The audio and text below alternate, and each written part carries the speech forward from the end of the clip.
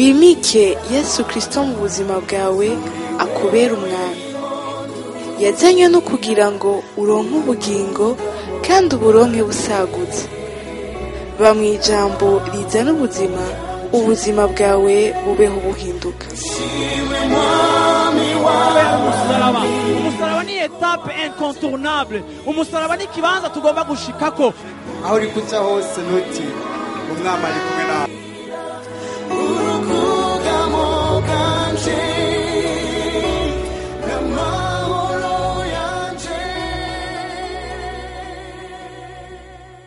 Muri iki gitondo nshaka ko dusangira ijambo ry'Imana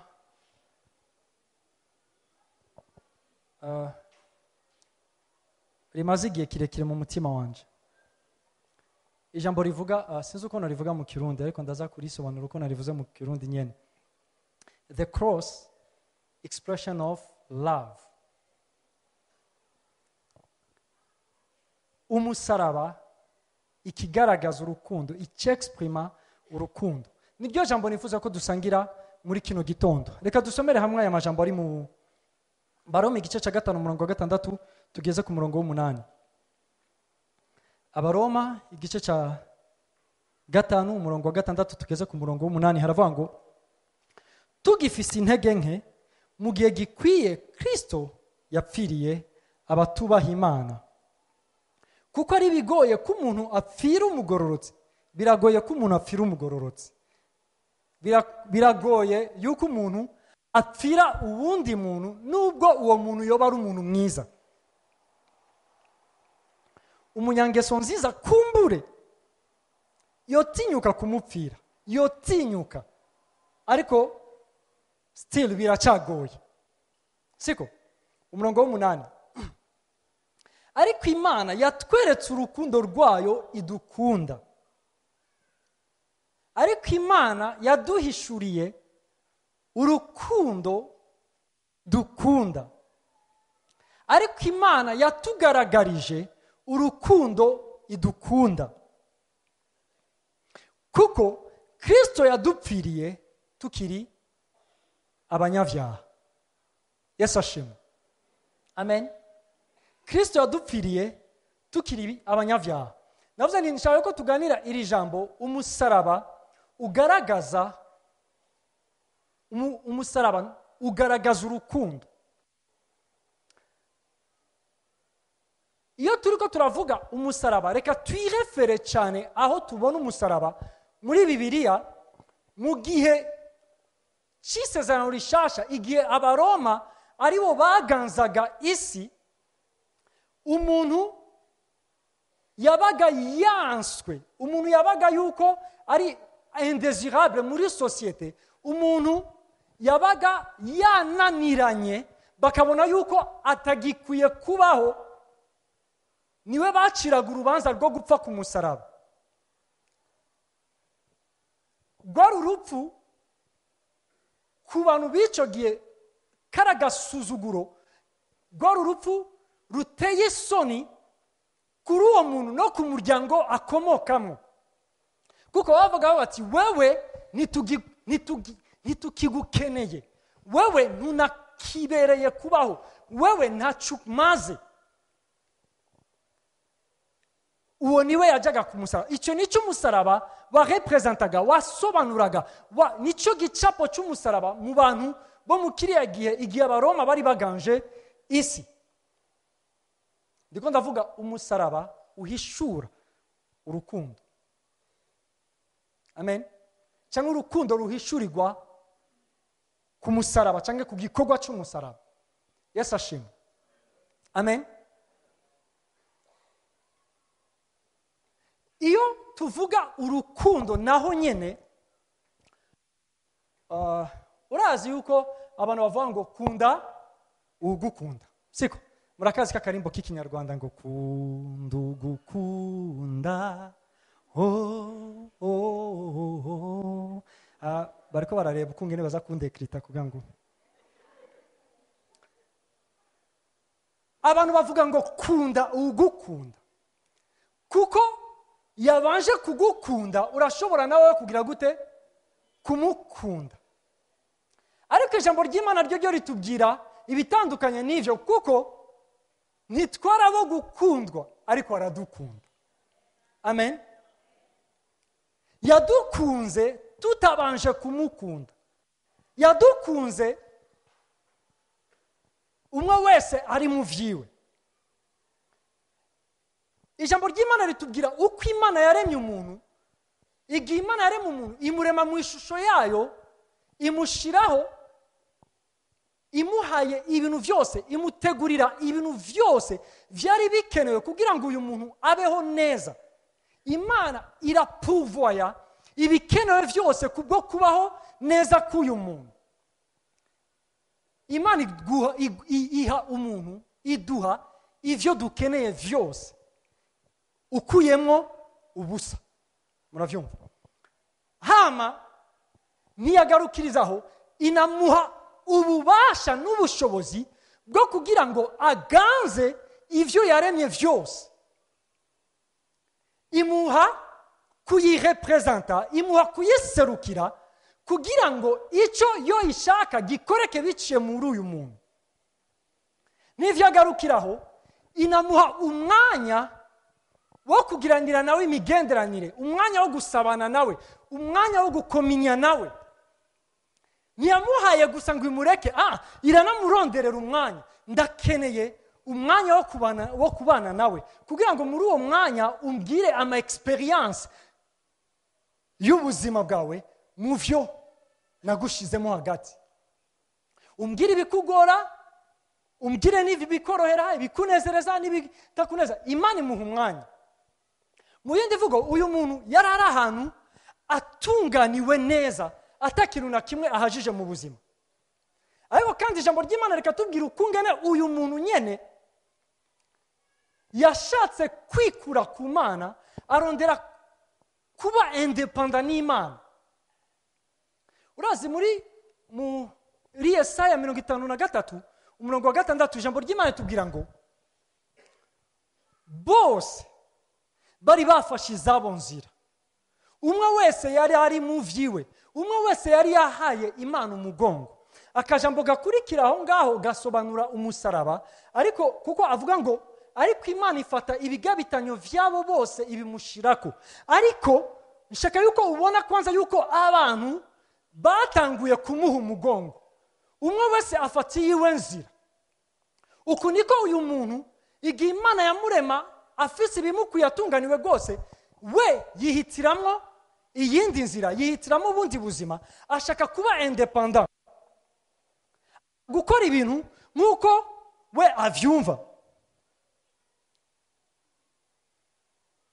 Muri Itanguriro igice cya 3 umurongo wa 4 kugeza ku murongo wa 6 hari utuntu dutatu dukomeye. Igihe inzoka yageragezaga Satani, hari ibintu bitatu. Inzoka yageragezaga Eva, merci. Ibi bintu bitatu nshaka ko mubibona. Bibiliya ivuga ngo inzoka imaze kumubwira ngo Imana arakubeshe gupfa nimuzopfa n'ibindi byose, Bibiliya ivuga ngo Eva ngo aravye ico camwa abona yuko ari kibereye kuribwa. Ico ni cyambere. Icya kabiri, umva, kibereye kuribwa yindi vugo kirashobora gusatisfeza amwe mu mabezwe naturel yacu nk'umwana w'umuntu, kuko turakeneye kurya, siko biri. Ntiyarabuze ivyo kurya, ivyo kurya sivyo yarabuze, ariko akiraba cyakindi Imana itashakaga yuko arya, cyora kiraba abona yuko gishobora kuba peut-être kirusha valeur, kirusha ama vitamine, peut-être yuko gishobora kuba kirusha donc sinzi uko yakibonye, ariko avati kirabereye kuribwa, kirashobora gusatisfeza amwe mu mabesoin naturel, nubwo atama besoin mfise, ariko ndashaka kucongera mu vyo mfise. Icya kabiri ngo abona yuko kibereye ijisho, kiratira attention, kiradukwega, gituma tukura amaso ku Mana tukayashira kuri cyo. Muriko murabibona? Abona yuko gikwega attention y'abantu. Abona ni kirya ndumva yuko kiriko kirankwega, ndumva yuko gishaka nacyo nyene yuko ndakirya, gishaka yuko ndagikonsoma. Icya gatatu ngo kandi yuko kimenyekanisha ubwenge. Mu yindi vugo kiraza kumpa independence, kiraza kumpa kudasubira kudependa n'Imana. Muri iki gihe ndaza kwibera Imana jewe jenyene, kuko nzoba namaze kuronka ibimpaza, ibi vyatira attention yanje vyose ndashobora kubyihereza, kandi ndafise ubwenge bwo kwihitiramo icyo nshaka. Sigeneye ubumbwiriza icyo gukora n'icyo nakwiye gukora. Uno munsi ndashobora kuba Imana yanje jewe jenyene. Ahitamo nyene kuba Imana yiwe wenyene. Muravyumva? Yikura muri dependance y'Imana aja mu mwidegenjo. Muri Luka igice cya 15 uhere ku murongo wa mbere ukageza ku murongo wa 32 havuga ku vyerekeye inkuru y'umwana w'inchangazi. Murashobora kuhisomera, ariko hari ibintu bikomeye ngaha. Bibiliya itubwira ngo uyu mwana w'inchangazi kwa se yari afise ibimukwiye vyose, nta na kimwe yari akenye. Icya kabiri, yari afise ububasha kuko ari kwa se, yarategekaga bigakoreka kuko ari munsi y'ububasha bwande bwa se. Yarubahwa, yari influence abandi, ivyo ashakaga vyarakoreka kuko ari munsi ya autorite ya se.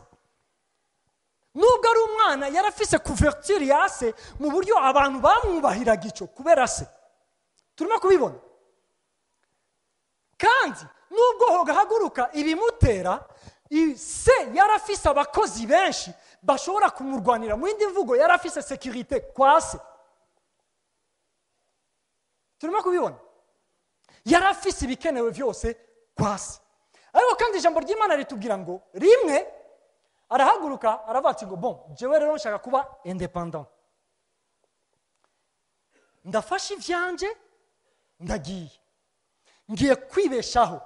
Ngiye kubaho uko jewe mvyumva. Ngiye kubaho uko jewe mbona ibintu.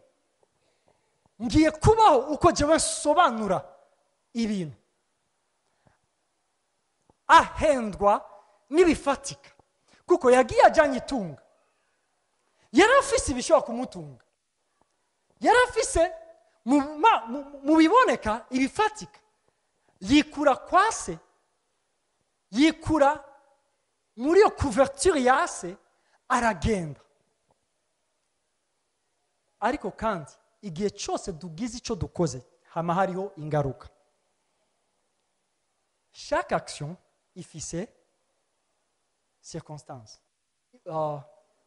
conséquence. Chaque action ifise conséquence. Irashobora kuba conséquence nziza, irashobora kuba conséquence mbi, ariko icyo dukoze cyose gifise ingaruka. Bibiliya tubwira yuko icambere uyu muntu atakaza umugisha, hinjira umuvumo. Bibiliya tubwira ngo uyu muntu atakaza ubutunzi, umuntu atakaza ukoroherwa, umuntu atakaza ububasha yarafise kuri nature. Uyu muntu yarafise influence, ubu asigaye ari influence n'ibindi. Imana dufashe cyane. Iyo uri kuriga leadership, hari ikintu kimwe kibasulinye imisi yose. Umulideri ari sanse guprevoya. Ariko nimba areyagisa ku ma situation n'ama circonstance, uyu nguyu si umulideri, ni umu opportuniste. Uravyumva? Ikije ashaka kureyagisa kuri cyo, ariko nta bubasha akigifiseko. Sivyo tubayemo muri iki gihe aho twumva ibintu biriko biraba mwisi, abantu bakicara baragerageza kugitorera inyishu.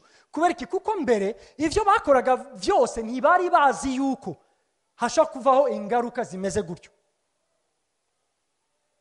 Umuntu atangura kudendebukirwa, atangura kugira intege nke, umuntu atangura gutakaza, umuntu atangura kuba influence n'abandi bantu. Uyu muntu umwana ava kwa se ntiyabaga agitegeka, ahubwo abandi nibo bamutegeka. Atangura kuba umukozi w'abandi igihe kwa se yari umukoresha. Atangura gukena icyo yifuzaga yuko gihaza ubuzima bwiwe ntiyakironka, kuko ibishobora gusatisfeza ubuzima bwacu nta handi biva atari kwa data gusa. Kubera iki? We niwe yatuvyaye, niwe muvyeyi, arazi ivyo umwana we akeneye. Reka ndakubwira yuko umwana atarya n'importe quoi. Urashaka kwakira umwana w'umushitsi iwawe ukamuha ibintu usanzwe yuko uzi yuko abana bose bakunda, umwana bikamumerera nabi. Siko biri? Soit ari allergique kuri ivyo bintu, canke ntabikunda. Imana dufashe cyane. Amen. Ariko umuvye ari hanze yo kwase, atangiye kugira ingorane, arabuze ibishobora kumumara inzara, agezaho yifuza ivyo ingurube zirya. Mu mico y'Abisirayeli uvuze ingurube hoho ubuvuze ikintu cyo hasi y'ibindi vyose, hanyuma agaca yifuza rero ivyo ingurube zirya. Hatangura kuza indwara, hatangura kuza urupfu, haza ingorane n'ibibazo kubera uguhitamwo k'uyu muntu. Imana dufashe cyane. Amen. Aho kandi ntivyagarukiye aho, kubera yuko umuntu yaciye arondera uburyo bwo gusiriviva muri iyo situation. Uko niko umuntu ameze. Nigeze kubona entre parenthèses dessin animé umunsi umwe, ni Madagascar. Ariho ako kantu Madagascar uko biri kose. Ivyo bikoko bivuye muri zoo muri Etats-Unis vyisanze muri Madagascar mu ishamba. Bimwe bizi kugaburirwa, en fait ubuzima bwabo no kugaburirwa, biragaburirwa.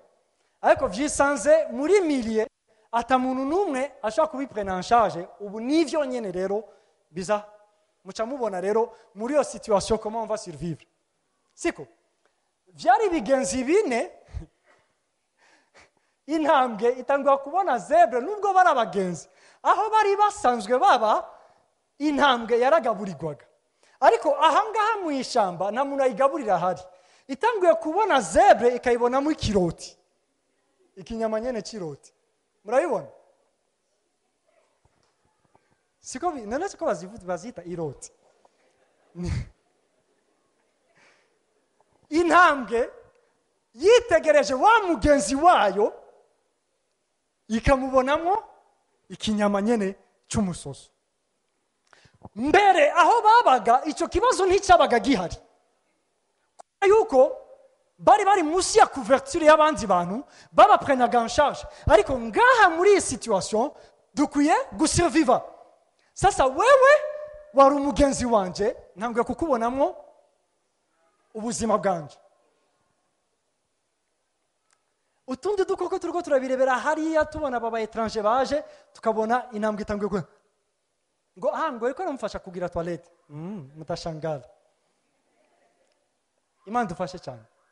Umuntu rero muri iyo situation yisanzemo atanguye kurondera uburyo bwo gusurviva, uburyo bwo kubaho. Rero mwumve, igihe Imana yamuremye atunganya ameze neza, ariko yakorotse, yavuye mu kibanza arimo, yisanze mu ngorane, mu bibazo, kuko ari we yavyiteyemo, yahisemo nabi. Ariko muri izo ngorane nayo ma consequence yo guhitamwo kwiwe, uyu nguyu atangiye kurondera uburyo bwo kubaho. Ofete ahangaha hari uburyo bubiri. Uburyo bumwe kwari ukugaruka akaza gusaba imbabazi kugira ngo uwamuremye asubire kandi kumurestora mu kibanza ciwe. Ariko uyu muntu yanka kwerekana faiblesse. Ubu nanje ndashobora kwiyumvira, nanje ndazi guhitamo ikiza n'ikibi, nanje ndashobora, hariho ibishobora gusatisfeza ubuzima bwanje.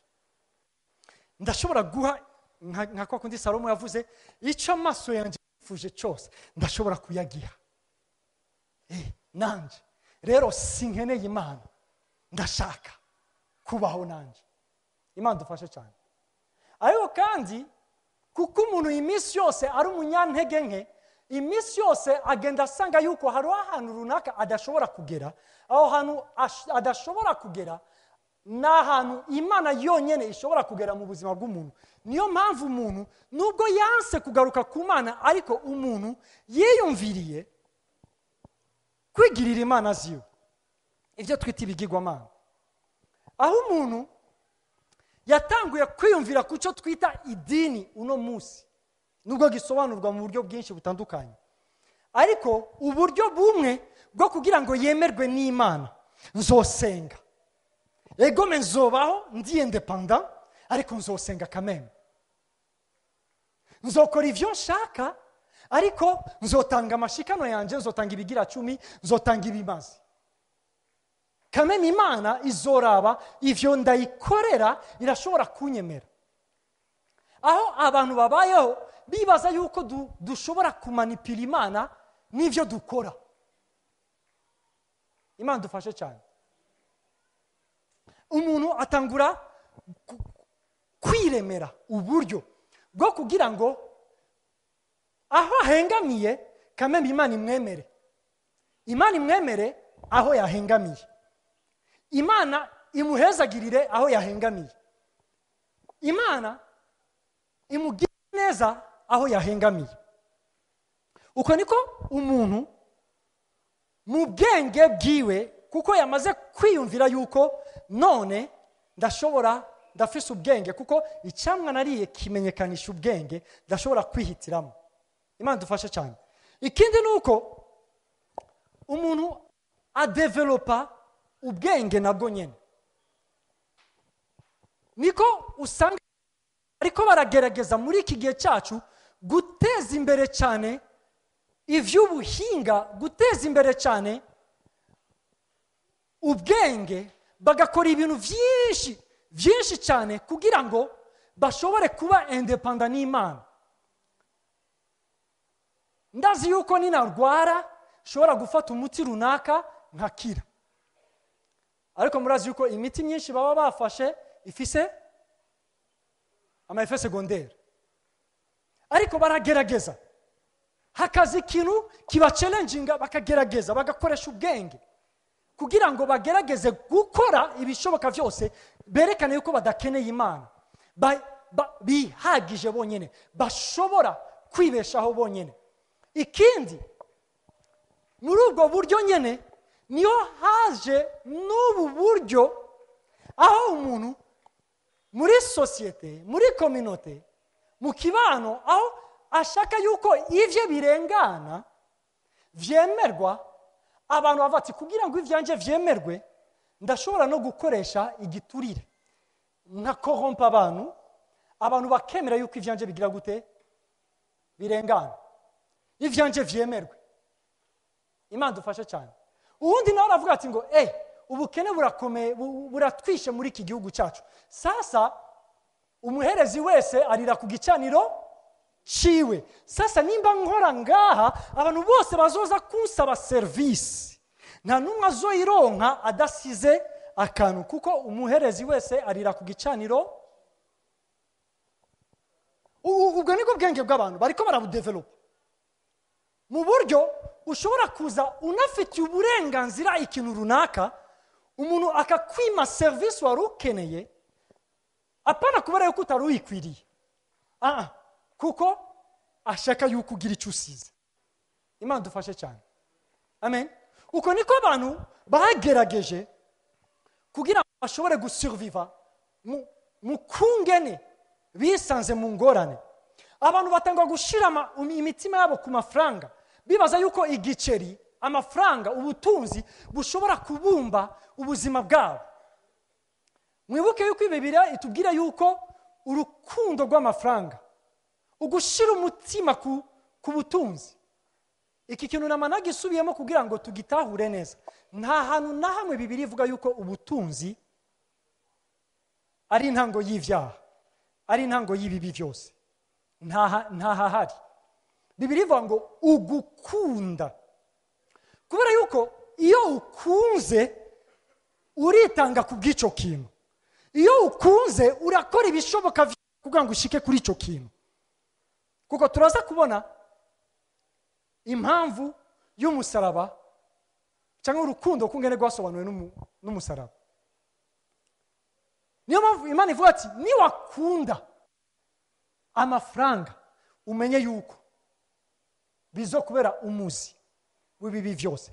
Au début umuzi ntabwo ugaragara, ariko mu nyuma hariho imizi, harashobora kuvaho umutumba nawo niwo wama ivyamwa. Imana dufashe cyane, amen. Uko rero niko abantu bariko baragerageza gusurviva. Abatiye bana shaka igiceri, kuko igiceri kirashobora kumpa ivyo nkeneye byose. Igiceri kirashobora kumpa luxe nkeneye. Igiceri kirashobora kumpa kugira influence mu bantu. Igiceri kirashobora bashira imitima ku giceri, ku butunzi. Ariko kandi umuntu atangura no kuganza mugenzi wiwe bihwanye n'ivyo amurusha. Ashaka kuba murusha icubahiro, ashaka kuba murusha ububasha, ashaka kuba murusha igiceri, ashaka kuba murusha ubwenge. Nico gihe usanga umuntu atangura kuganza mugenzi wiwe. Abantu mu gusurviva batangura kudevelopa ububasha, kurondera ubwo butunzi, kurondera ubwo bwenge kugira ngo bashobore kuganza hejuru y'abandi. Mwibuke yuko uyu muntu yikuye munsi y'ubutware yo kuganzwa n'Imana. Sasa atanguye kurondera kuganza abandi. Mu kurondera kuganza abandi baraza gusufura kuko baanse ukuganza n'Imana. N'uyu nawe igihe agiye kubaganza naza kubaganza neza kubera yuko nawe nyene yanse kuganzwa n'Imana. Kuko kugira ngo umuntu ashobore kuganza neza vyari ngombwa yuko umuntu aguma munsi y'ukuganza kw'Imana. Umuntu ari hanze y'ukuganza kw'Imana, reka ndakubwire, abe uwo twita ngo umunyangeso nziza, abantu bazobaho nabi. Kuko ukuganza kwiza kose kuva ku Mana. Uyu muntu kuko ari independent n'Imana, mu yindi vugo azoganza umuntu biwanye na cakindi Eva yavuga mbere. Icambere igishobora gusatisfeza amwe mu mabezo yanje. De icyatira amaso yanje, ico numva yuko mahamiye. Icya gatatu igishobora kunyungura kandi ubwenge bwo kurushiza kugira pouvoir hejuru y'abantu. Niko uyu muntu azobaganza. Niyo mpamvu nibidutangaze mu ntango y'ukuganza kose umengo bitanguye neza, hagati bikanga vyanse. Impamvu si yindi, kuko ico tumye bikunda nuko umuntu aba munsi y'ukuganza kw'Imana. Niho honyene bishobora gukunda gusa. Imana dufashe cyane. Uyu muntu atanguye kuganza mugenzi wiwe. Numvise abacamanza cyangwa abizi vy'amategeko bariko barasobanura justice, bagasobanura na injustice. Sinza kuvuga kuri justice, reka mvuge injustice. Bavuze ibintu bitatu: coercition, bavuga manipulation, bavuga na isolation. Aya nama elema matatu agize injustice. Uku niko abantu bisi baganza. Icambere akoresha igikenye kugira ngo ukore ivyo washaka nubwo utabishaka. Icya kabiri arashobora kukumanipula bihwanye n'ivyo ukeneye, akaba bifise kugira ngo wowe ukore ivyo washaka kuko azi neza yuko ukeneye ivyo afise. Icya gatatu arashobora kukwizola akagushira ku ruhande aho ubura gitabara. Uko niko kuganza kw'abantu kumeze. Niko umuntu ariko aradevelopa gusurviva muri iyi monde. Ariko kandi uko nyene niko na wa wundi umengo acinyijwe nawe nyene ariko aradevelopa uburyo bwo kwirevolta. Kuko yirevolse ku Mana mu ntango, sasa umwana w'umuntu ntazomunanira. Ivyo muvyumva? Ku mwana w'umuntu ntazomunanira kuko nari maze kwirevolta ku Mana. Sasa umuntu akora ivyo ashaka ariko hari umunsi. Uku niko umuntu ameze. Umuntu ari revolta. Reka ndakubwire, no kwirevolta nibisaba yuko ubutegetsi buba bubi kugira ngo habe abarebere. Ubutegetsi burashobora kuba na bwiza hakabaho abarebere kubera yuko abo barebere badashaka ivyiza biva mu butegetsi buhari. kuko imana yabahaye ibyiza bifuza ibyabo si uko bari babuze ibyiza uko niko umuntu ameze kubera iki icya mbere ashaka ibisatisfeza amabesoin yiwe ya naturel icya kabiri icyo amaso yiwe yifuze cyose ashaka kuyagira icya gatatu ashaka develop ubwenge kugira ngo aganze hejuru y'abandi niyo mpamvu abarebere batazobura ni nayo mpamvu tudakwiye gutangazwa n'igihe mu butegetsi ibintu byayangaye kuko niko biri niko vyamye niko biri ariko imana ishimwe kubera yuko yoyo yateguye n'uburyo bwo kubivamo amen muri uko gusurviva umuntu abaho bihwanye na impact abantu bamugize ko mu buzima bihwanye n'icyo abantu bakoze mu buzima bwiwe ahangaha nshaka kuvuga ibikomere umuntu afise vy'ubuzima ahangaha niho usanga abantu bagira urwanko mu buzima kuko rimwe mu buzima bwabo hariho ikintu runaka yakorewe icyo kintu kiramukomeretsa icyo kintu gituma umuntu agira urwanko umuntu agira kwikunda ntashaka akamuvamo ahubwo ashaka yuko byose biza kuri we shaka yuko byose bizunguruke ariko terminis ibe jewe nka kwa kundi abanyarwanda bavuga ngo imana yirirwa ahandi bukira igataha mu rwanda bavuga bati bizunguruke mu bandi ariko terminis imana dufashe cyane aho yumva yuko atakintu na kimwe cyo muvamo kubw'inyungu z'abandi ahubwo ashaka yuko biva mu bandi bibe inyungu imana dufashe cyane niho umuntu adevelopa ubwibone umuntu agashaka kwereka abandi yuko abarusha umuntu agashaka kwereka abandi yuko hari icyo amaze kurushabo umuntu agashaka kwereka abandi yuko batamufise ataco barico umuntu agatangwa kwereka abandi yuko ari we ntango ari nawe imana dufashe cyane Aro ni ikindi kintu rero gikomeye kwiyerekana ibi ngibi byo kwiyerekana abantu bashaka kwimpressiona abandi bantu kugira ngo bemerwe ashaka yemerwe mu bandi bantu ashaka be considere mu bandi bantu kenshi abantu babikora kugira ngo nibatakaze ikintu runaka mu bantu estime mu bantu ufite ni ikintu bironderera ati abana ninabereka yuko mbishoboye aba bantu bazonyubaha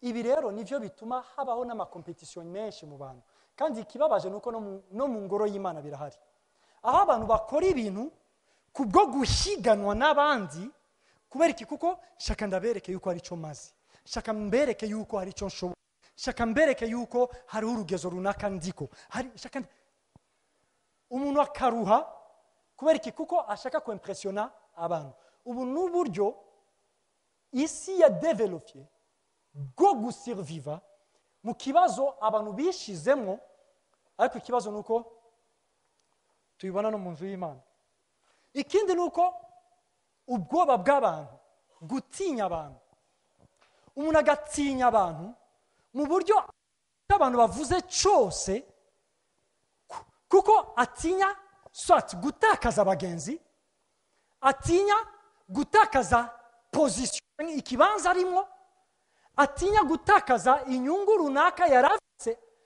mu bintu cyangwa ahantu cyangwa mu bantu agatinya no gutakaza amadroit yiwe ikindi kintu hariho ishari abantu baradevelopye ishari riza mu bantu aho umuntu iyo abonye mugenzi we yaguwe neza iyo abonye umugenzi wiwe hari ikintu runaka yashitse ko wataragishikako ibingibi bikamurya umutima bikamubabaza ahangaha mu ishari niho havamwo n'ubwicanyi niho havamwo ubusuma niho havamwo akarengane ishari mwiyumvire gatoya kuri Kayini na Abeli bose bagiye imbere y'Imana umwe wese azanye ishikanwa ry'iwe imbere y'Imana. Abeli aremewe kubera yuko yakoze ibihwanye n'uko Imana ishaka. Point. Abeli nta affaire afise, yakoze icyo Imana ishaka, Imana iramwemera. Kayini we yikorera ibintu uko avyumva we. Imana avuga ati bon Kayini, niwakora neza ntugire ikibazo nawe uraza kwemerwa. Mais pour le moment sindakwemeye, sinemeye ishikanwa ryawe kubera yuko uburyo waritanze sibwo jewe nari nashinze yuko bikorwa. Kayini niyabunga n'ivyo Imana ivuze, agirira ishari mugenzi wiwe kubera yuko mugenzi we yemewe. Mugenzi we hari ikibazo yagize? No. Mugenzi wiwe ni Imana yamwemeye. Abeli yemewe n'Imana. Sasa gushika kuvyo ashitseko si kibazo cha Abeli, ni kibazo c'Imana. Mu yindi uwo Kayini yari kugirana nawe ikibazo yari Imana, ntiyari kuba Abeli. Ariko ababazwa gusa na Abeli kubera yuko Abeli ari we yemewe. Ishari rimushikana kwica. Imana dufashe cyane. Ishari rimushikana kwica. Aho usanga abantu muri uko kugerageza cyangwa muri uko gusurviva kubw'ibikomere abantu batewe n'abandi, niho usanga abantu banagerageza gutoteza abandi.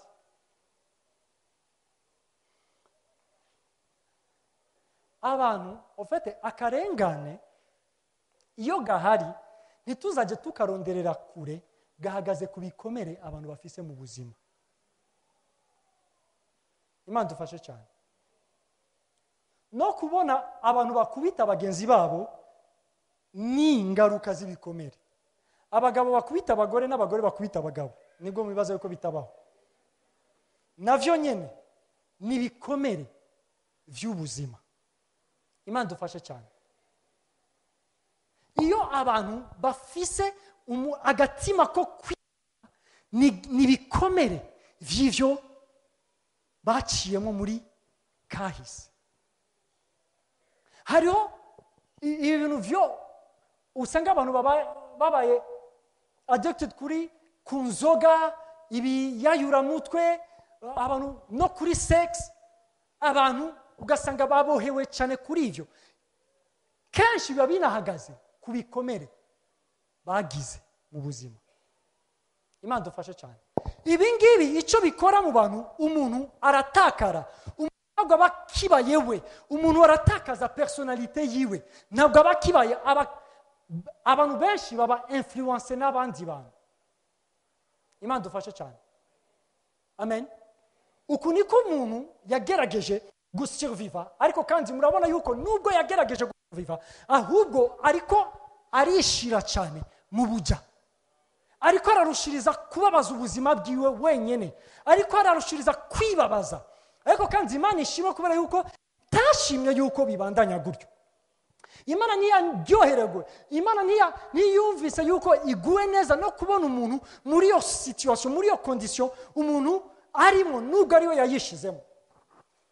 Ahangaha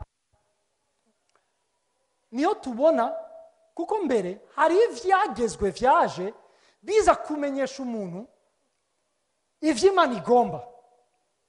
Mwibuke yuko umuntu yibaza yuko ari umunyabwenge, siko ndafise ubwenge nakwibeshaho, ariko Imana irungika ivyagezwe, iramubwira ati ndakweretse ivyagezwe n'amabwirizwa yanje, ibi ngibi niwabigenderamo uzobaho neza. Mu yindi vuga ubwenge bwawe bwarananiranye kugushikana aho wibazaga yuko ushobora gushika, ariko ivyagezwe n'amabwirizwa yanje niwabigenderamo, niwavyumvira, bizogushikana ahantu heza. Ariko kandi ijambo ry'Imana ritwereka neza yuko umuntu ni mubi, kandi ni mubi cyane byo dashobora gukora icyo Imana igomba. Ivyagezwe biraho ngaho bifise objectif yo kumumenyesha ivyo Imana igomba kugira ngo niyabigenderamo abeho neza, ariko umuntu ari incapable kuko ni mubi. Ashaka Paulo arabivuga mu Barome igice c'indwi wora ku 14 umanuka, abati ngo ndifuza gukora ivyiza ariko je suis incapable, sinshoboye. Ndi mubi gukora icyo Imana igomba muri kameremere kanje, uri mubi kugira ngo ushobore gukora icyo Imana igomba muri kameremere kawe.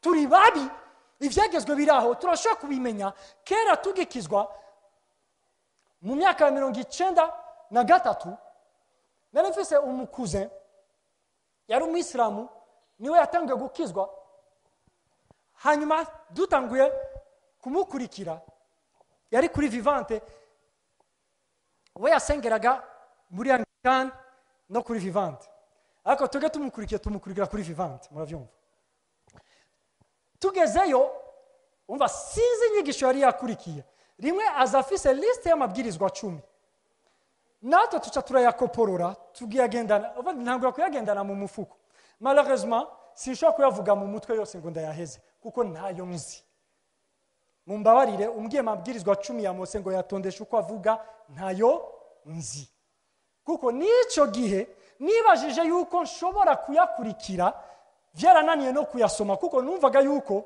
ariko aranyagiriza abati ebana reka ndamfe kuyagendana ariko sindarayasome kuko ninayasoma nkareba uko ngene binanira urumva yuko mu buryo nigiye katakaye sinamenye yuko katakaye muca muvyumva umuntu ari incapable gukora ikimana igomba muri kamere kiwe Yesu aravuga muri Mariko igice 14:38 igihe yari Getsemani n'abigishwa biwe ababwira ijambo igihe ariko arasenga bati ni mube maso musenge yarabwiye ijambo rikomeye ngo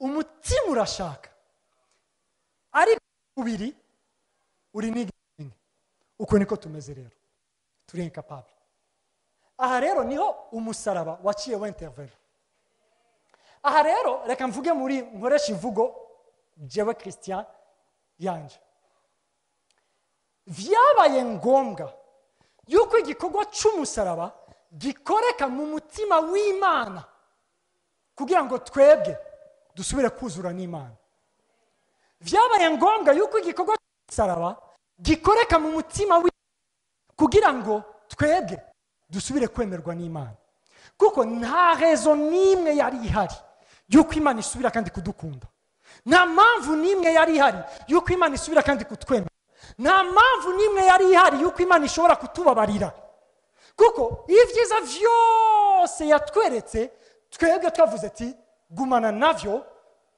turihitiyemo kubaho ko tugomba muri uko guhitamo uko kubaho ahura n'ingorane mu yindi vugo Imana yakuvuga ati ngo bon kameme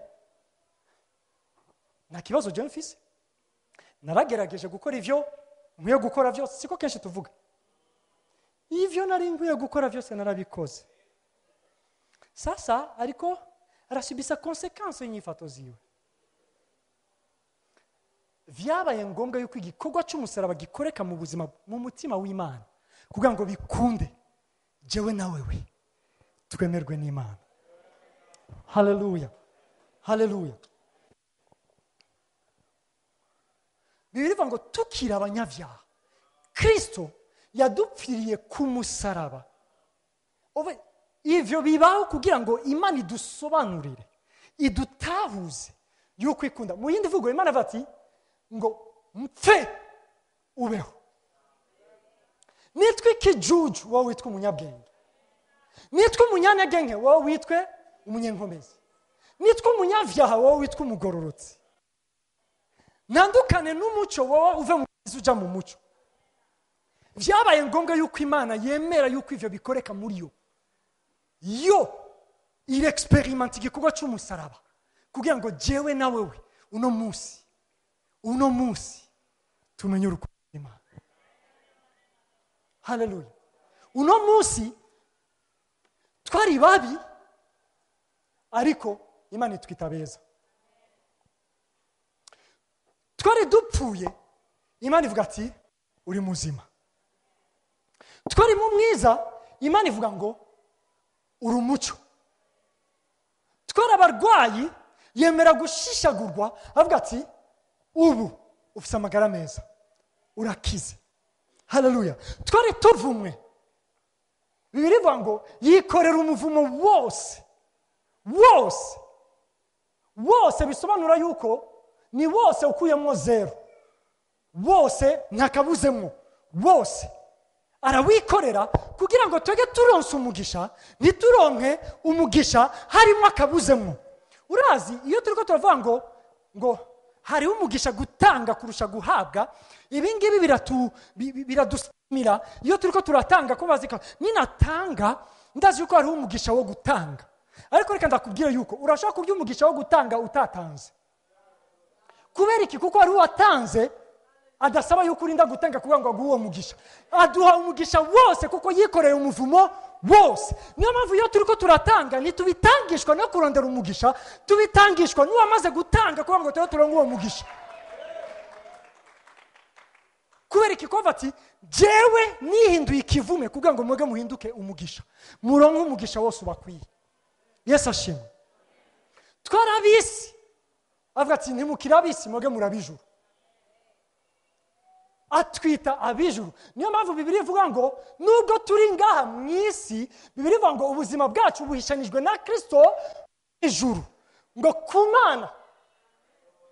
Haleluya, haleluya. Twari abanyantege, ariko baturavye avuga ati murazi mbega yuko muri abanyenkomezi. Ndakundira ijambo. Urazi iyo ndiko ndiraba nkibona umuntu w'umunyantege nke, nkibona umuntu vyananiye, ariko Imana yo ikambona umunyenkomezi, umuntu ashoboye. Niyo mpamvu iri jambo nabivuze kwa gatanu avuga ngo ntacabagerageje na kimwe mudashobora kwihanganira. Mu yindi vugo ikitugerageza cyose Imana ibona yuko turabanyenkomezi uko gishobora kuba kimeze kose yo kukinesha, yo kucihanganira. Turafise inkomezi zihagije. Niyo mpamvu Imana yoyo ntiturabira mu ntege nke zacu, iduhamagarira muco mu gikorwa cyakoretse ku musaraba. Yaduhaye inkomezi ziwe igihe yihinduraga umunyantege nke.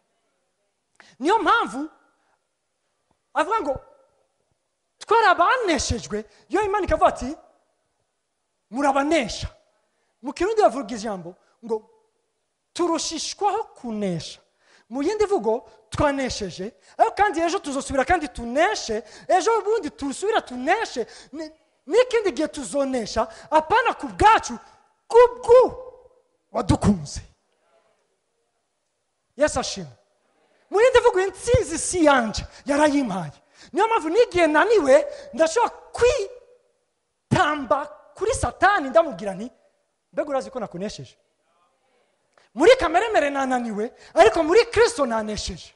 We ariko arancira urubanza. Niyo mpamvu iyo nje kuri we sinza kuri we n'ibiteterwe, nza kuri we nk'uwaneshejwe, nk'uwanesheje.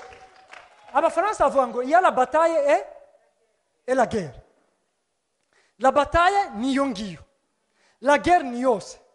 J'ai vaincu la guerre même si j'ai perdu. Satani naramaze kukunesha nubwo muri aka kanya umengo wanesheje.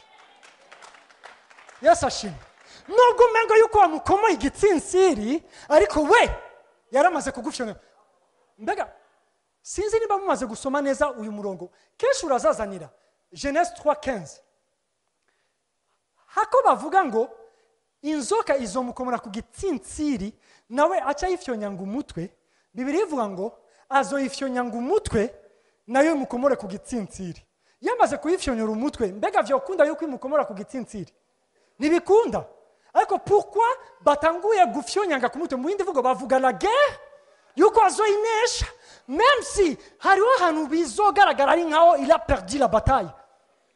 Aho umengo ku musaraba azoba acitse umunyantege nke, aho umengo ku musaraba azoba aneshejwe, aho umengo ku musaraba yahindutse ikivume, aho umengo ku musaraba yahindutse umwiza, aho umengo ku musaraba ivyo vyaheze, aho umengo Satani ariko aritamba anezerewe. We aravuga ati iyi ni bataille, ariko intsinzi naramaze kuyinesha. Uku niko tuvuga. Abati mwebwe muboneka nk'abaneshejwe, ariko murabanesha. Haleluya. Twari abana b'abantu, atwita abana b'Imana. Bakundwa muri abana b'Imana, uko tuzaba ntikurahishurwa.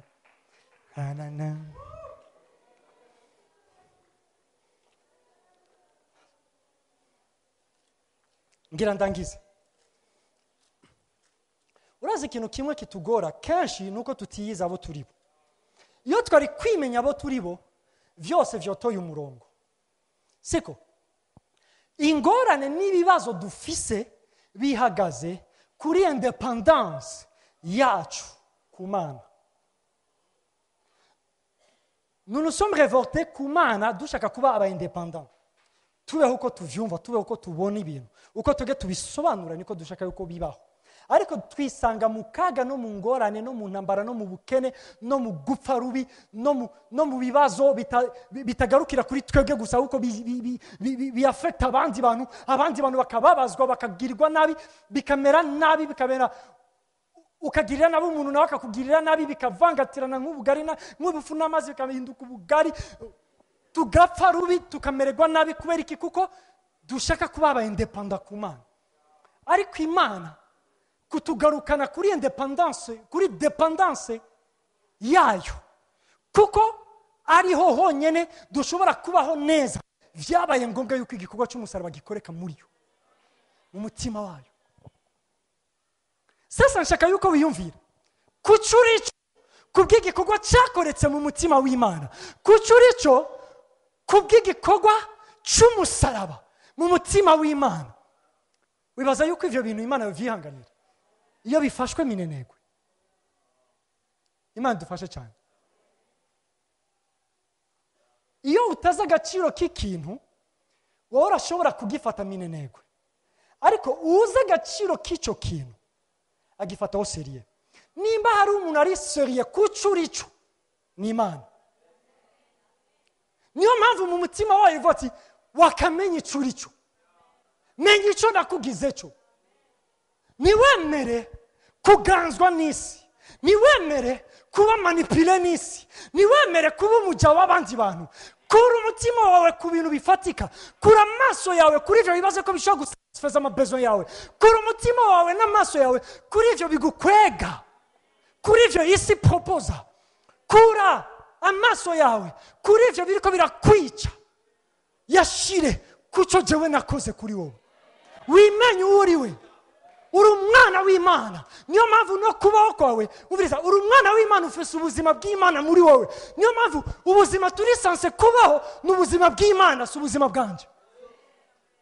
Naringira nsoma ya majambo Abigalatiya 2:20-21. Nabambanywe na Kristo ariko ndiho, yamarasi jewe nkiriho ni Kristo ariho muri jewe. Ivyo nkora vyose nkiriho mu mubiri mbikoreshwa no kwizera umwana w'Imana yankunze akanyigura. Icyo ni igikorwa cyo kumusaraba. Simindura ubusa ubuntu bw'Imana, kuko asangwa ukugororoka kuzanwa n'ivyagezwe. Kristo azoba yapfiriye ubusa, ariko Imana ishimwe kubera yuko agakiza cyangwa kugororoka kutazanwa n'ivyagezwe, kuko ndi incapable. Uri incapable. Ntushoboye, sinshoboye guhimbara Imana. Nubwo reka ndababwira iki kintu, kenshi tuvuga ngo think positively, you will see right things, you will do right things. Siko iyumvire uburyo bwiza uzobona ibintu byiza, uzokora n'ibintu byiza. Siko twiyumvire, siko tuvuga. Ariko reka ndakubwira, washaka kwiyumvira ibyiza ugakora ibibi. Wiyumvire ibyiza ukore ibibi. Abantu bose baricara bagategura ibyiza bashaka gukora, ariko bagiye kubiaplika bikaba catastrophe. Kubera kuko umuntu ari incapable. Ari incapable. Niyo mpamvu muri uyu mubiri nkiriho, nkifise ubwenge bwanje, nkifise ibigumbagumba vyanje, ugushaka no guhitamo kwanje, vyose ari vyanje.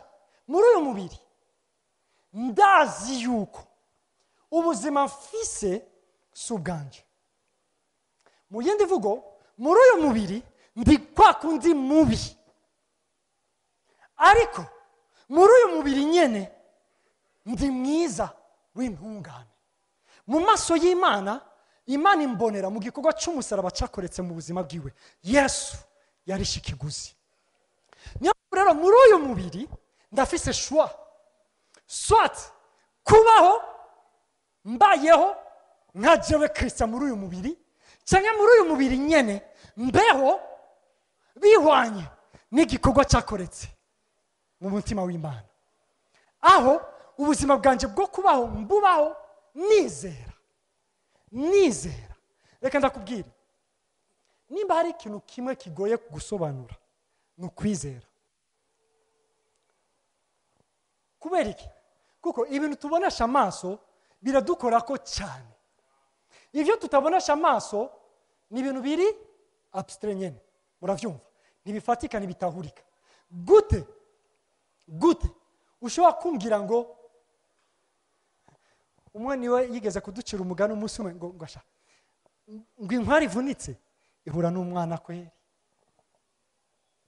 Imboga zirakurenganyura zihe kuko ari byo biboneka n'amaso, ni ibintu bifatika shobora kubishikako. Umbwiye ngo ndizigiye Imana, ndizeye Imana ngo bizokoreka, sindavyumva. Ahubwo wewe uri umwana nyene inkware iciye ku ruhande mwahuye. Imana dufashe cyane.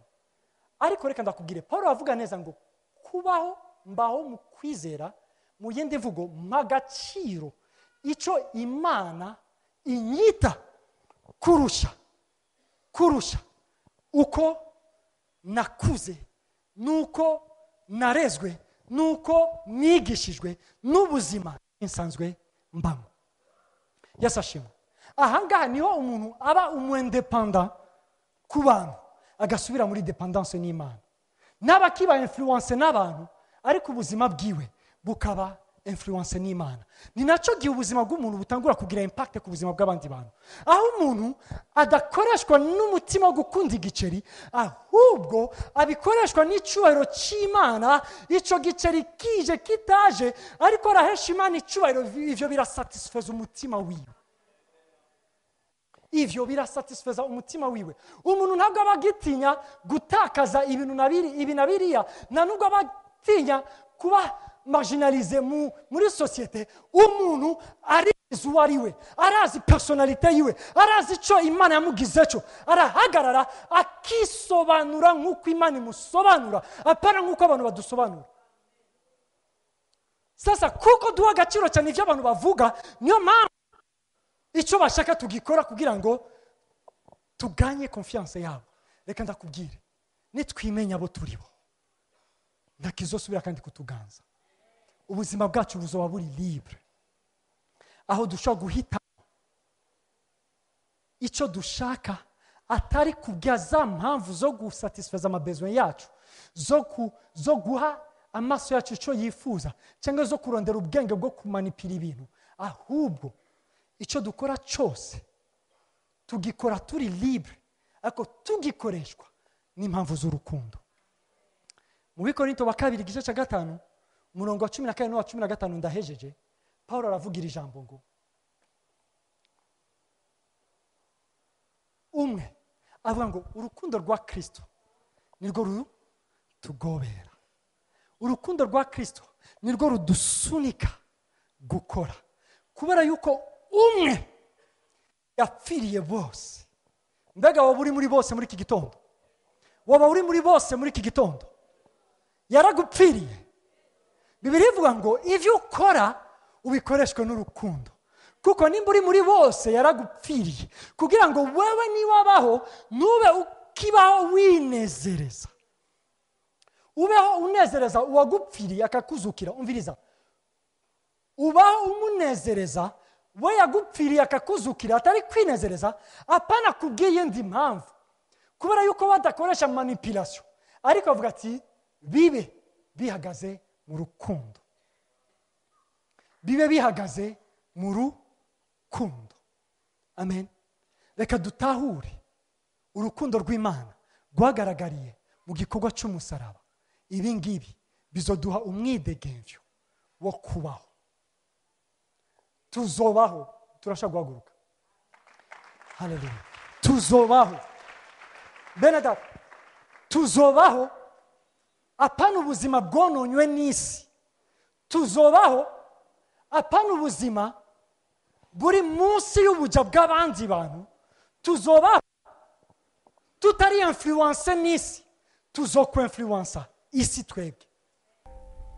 Reka uduze ibiganza vyawe usenge. Haleluya.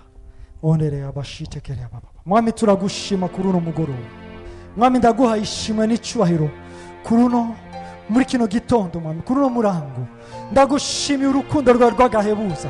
Ndagushima mwami kuko mwami warondeye uburyo bwo guhishura urukundo udukunda mwami, kuko nta kindi kintu cyafatikaga gihari kishobora kutugaragariza neza urukundo dukunda, kuko twari dupfuye, twari turi kure yawe, twari babi, twaranukaga, ntacyo twari turi cyo, ariko urukundo rwawe mwami wemera cyacu, wemera gupfa kugira ngo tuge dusubire kubaho, wemera kuba wisi kugira ngo tuge tuba bijuru, wemera kuba mwiza kugira ngo tuge tuba umucyo, wemera kuba ikivume kugira ngo tuge tuba umugisha, wemera mwami gucishwa bugufi kugira ngo tuge dushigwa hejuru, wemera mwami kuba icyo wabaye ko cyose kugira ngo twebwe tube icyo watugize cyo cyose mwami. Ndabiguhereye ishimwe n'icyubahiro muri kino gitondo, ndagushize hejuru mwami. Nta kindi cyoshoboye kubikora atari umusaraba, nta kindi mwami, nta kindi.